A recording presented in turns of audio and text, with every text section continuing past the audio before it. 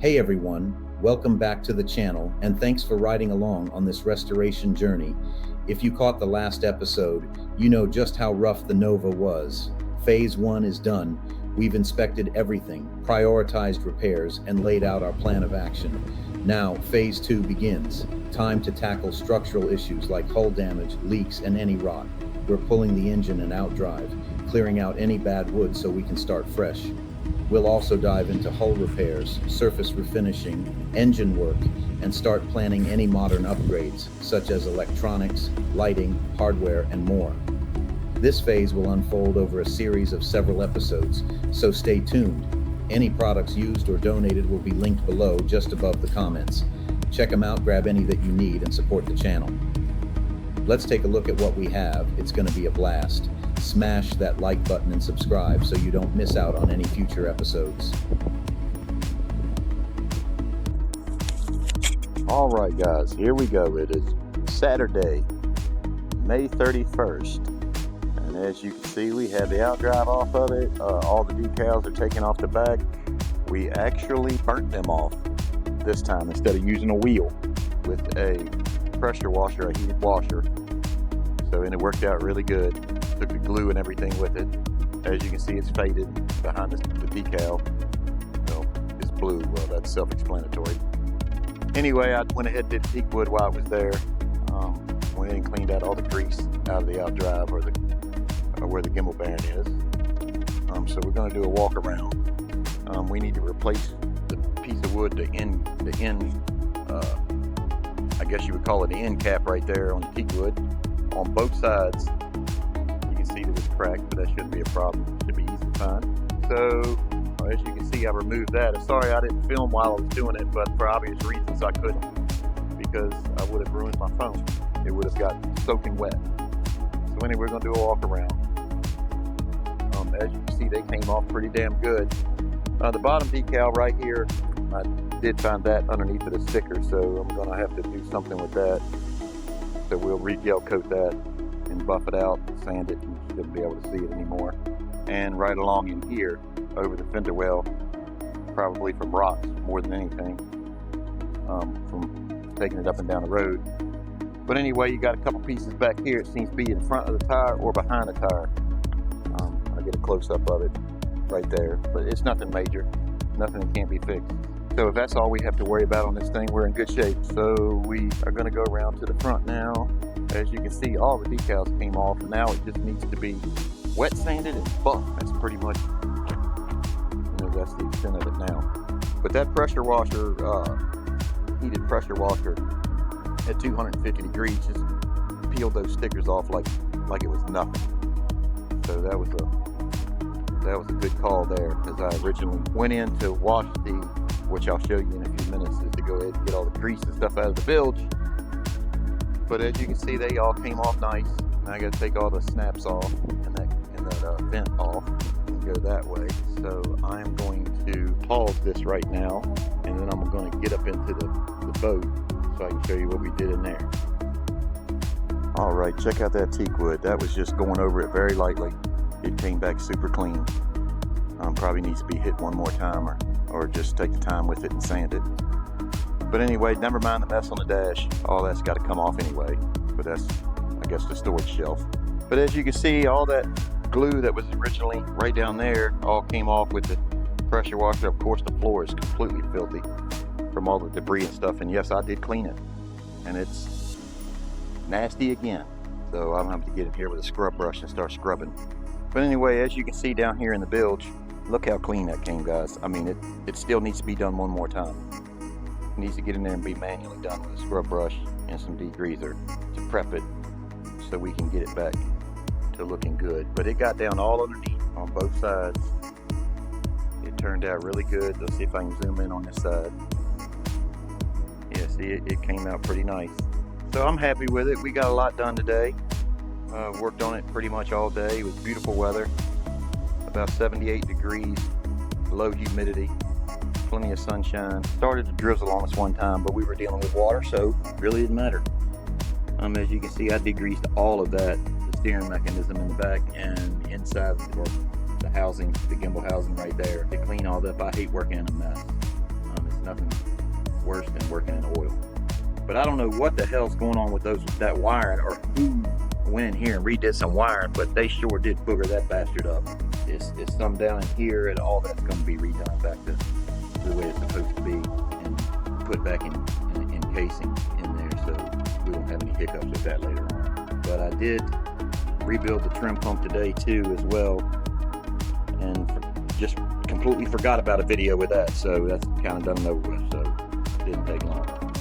And then of course over there I got to do some scrubbing to get all that rust out. But other than that, it's going to turn out pretty good, so I'll do another video when I'm done with this. This project's turning out to be good. Check out the T-foot on the window, and that was all like this. So of course I got to take off this panel to get all that running, and the other stuff on the front of the dash that I said I was going to do. But other than that, when we get all of this done, the steering wheel's going to get replaced. We're going to put a new cover on the control. There's nothing wrong with the control, just the cover's all boogered up, and we're going to take that switch and replace that, and then we're going to scrape all that tape off the dash and put some carbon fiber up there and redo that hatch cover. And I'm going to either get a bezel made, try and find one that's in real good shape, which I doubt, or either I'm going to get one made or get an overlay put on it to see if I can find somebody to do an overlay. There's a guy in town that's pretty good at that shit. He can do it. So of course all the switches need to be replaced. Well, you already know that. They are just 8 slam up. The sun has completely screwed those up. So that dash bezel seems to have it's probably a clear piece of plexiglass, and then it has tape on the back side of it. So if I can peel that tape off, remove the gauges, and buff it, I might be able to get some of the color back out of the white there, and wet sand the back of the glass, and might be okay. And I might be able to put a piece of black tape, wrap over the back of it and bring it back. Hell, I don't know, but I'm gonna try that first. If I can't, then I'm gonna get one made, or either get an overlay made for it. So it's all coming around pretty good. This is the 3rd day that we have done anything on this boat, and tomorrow on June 1st I'm going to try a spot to do a wet sand and see what I'm working with, and see how well it's going to come back before I make the decision to wrap some of it. I'm not quite sure what we're going to do yet, but we'll figure that out as we go. I'd like to put it all back original, but I'm not sure, with the age of the boat and what's going on with it and all that, it may be beneficial to or easier to go ahead and do something different. But I would like to put it back all original. But we'll figure that out as it comes. But anyway, guys, this thing is turning out pretty good. It is not bad at all. I don't know what the hell happened to the bag that was over that pedestal, but it is MIA. Of course, we're going to remove these 1970 cup holders on the side there. They ain't worth a shit. See, that one broke. That one over there ain't worth a damn. And the ones over there, they were so brittle when I took them off, they just fell apart. So we're going to do a couple of things different. We may be able to find those cup holders. I don't know. I don't particularly want to put those back on here because they're shit. They're junk. And somebody put a pretty decent bilge pump in this thing. Pretty decent $5 bilge pump. That was not there when Mike had originally sold the boat. And there was the old one there. It had a float on it with a switch on it to come on automatically. And that is just a newer design. Pretty much does the same thing. And of course the trim pump went here. You can see exactly where it was mounted at because of the rust. So I'm going to take that bracket and sandblast it and repaint it black the way it was from the factory. So I would like everything to look all original like it was in 1986. And I'm going to attempt to wet sand all of this up top here. And of course all that's behind everything, but I'll clean it up. And then on the dash, I would like to get that warning sticker remade. And the dash, maybe able to wet sand that, bring some color back into it. If not, a wrap would do just as well. And over here as well. And of course all that'll be up there. It came black from the factory, but I'm gonna put carbon fiber back on there. So I'm not gonna keep it all 100% original, but I'd like to try to keep it as much as I could that way, just for the pure hell of it, the pure principle of it. So we're going to find out. Some of the parts might be available, some might not be. But that door overall is in good shape. It's not missing any slats or anything, and it works as it should and everything. So this boat is not as bad as, this boat held together very well to be abused for the past 20 years, because I can assure you that it was abused. It was not taken care of properly. Of course, if you saw the engine, you would know why. We are in the process of pulling that apart right now, and I'll show you some more on that. We have to let the bolts soak in some Freol for a few days, because they are all mauled up, and somebody had it in salt water. They're seized up. So instead of breaking anything when we apply pressure to it, we're just going to go ahead and soak it in Freol and make sure it's all good, so they'll come out easily. We don't want to work any harder on it than we have to. Of course, nobody wants to do that. But as you can see, I got water. Well, you guys know that water seeps out of every damn hole there is. You can tilt it. It'll take a while for all that to run out. So once all that continues to run out and we don't get any rain like we had for the past 5 damn days, then I'll go ahead and get that wetback down there and suck the rest of that out and make sure that all the water is completely out of it before we go down there and prep it for paint. Thank you guys for watching. Stay tuned for more episodes. We're going to try to make this happen and keep you informed of every step of the way. I appreciate the new subscribers and everybody that subscribes. I really appreciate it. Thank you. You guys have a wonderful day, and come back and see us.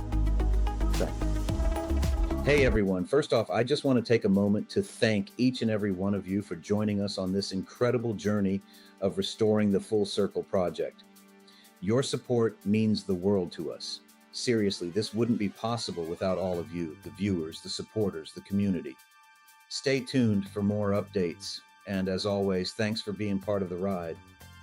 We've come so far together, but the journey's not over yet. There's still so much more to be done, and that's where you come in. Whether it's a donation of parts, a suggestion, or even a monetary contribution, everything helps, and it is so appreciated. Every little bit moves us closer to completing this restoration and bringing Full Circle back to its full glory.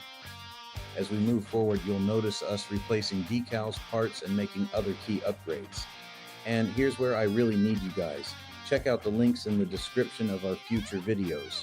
Whether it's to donate, suggest parts, or just show some love, it all goes a long way in keeping this restoration on track. And hey, even if you're not able to contribute directly, you can still help. If you're shopping on Amazon, use the link below to shop. It won't cost you anything extra, but it helps support the channel, and every purchase you make will contribute to making this project a reality. Again, thank you all so much for being part of this journey. Let's keep this momentum going. Hit those links, share your ideas, and let's restore this thing together. Full Circle is more than just a project. It's a community, and we're all in this together. Stay tuned for more updates, and as always, thanks for being part of the ride.